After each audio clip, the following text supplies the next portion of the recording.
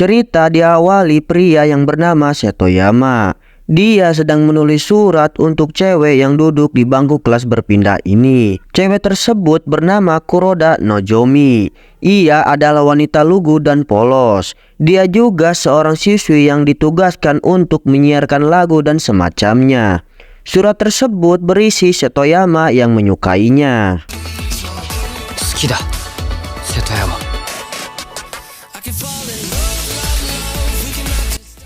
Saat mau pulang sekolah, mereka berdua pun berpapasan yang membuat Nozomi terkejut. Sehingga temannya pun datang yang membuat kondisi Nozomi tidak panik lagi. Temannya tersebut bernama Erina. Dia adalah ketua OSIS di sekolah ini. Nozomi yang penasaran, ia pun berkata kepada Erina bahwa seandainya kamu ditembak oleh Setoyama, apa kamu bakal pacaran? Erina yang merasa heran, ia pun menjawabnya bahwa ia tidak tertarik sama sekali. Pada dasarnya Setoyama itu kelihatannya cuek. もしものコーナ何それ？ーもしもだってもないな。モテるのはわかるけど、なんか女子にはしようっていうか、基本冷たそうだよね。興味ないわ。え？何？ Di esok hari, Nozomi yang berada di sekolah, ia pun terasa mencurigakan, yang dimana ia sedang menaruh surat balasan untuk Setoyama. Di kelas, Nozomi pun merasa kecil hati karena semua teman di kelasnya menyukai Setoyama. Nozomi yang kaget atas surat balasan Setoyama yang berkata bahwa ia ingin pacaran dengannya, ia pun membuat guru dan teman sekelasnya terkejut atas tingkah lakunya. Erina yang merasa heran, ia pun menanyakannya, tadi itu kenapa? Aku cuma sedikit melamun, jawab Nozomi yang langsung pergi ke ruang penyiar. Setoyama yang tiba di kelas berpindah, dia pun sedikit kaget karena dia menyangka bahwa orang yang selalu menulis surat balasan itu adalah Erina, yang dimana dia duduk di bangku itu.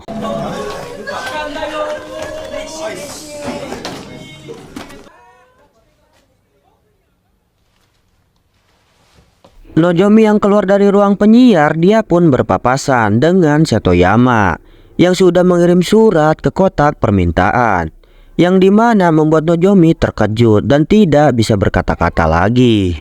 Isi surat tersebut adalah Setoyama yang akan menyatakan perasaannya lagi kepada Matsumoto Erina, yang membuat Nozomi merasa sedih. Nah, di sini kita perbahas dengan jelas kenapa si Setoyama ini malah suka ke Matsumoto Erina, bukan ke Nozomi. Jadi si Setoyama ini menyangka bahwa si Erina adalah orang yang selalu membalas surat di bangku kelas berpindah, karena dia sudah melihat bahwa bangku tersebut diduduki oleh Erina di awal film tadi. Faktanya orang yang selalu menulis surat balasan dan duduk di bangku kelas berpindah itu adalah Kuroda Nozomi.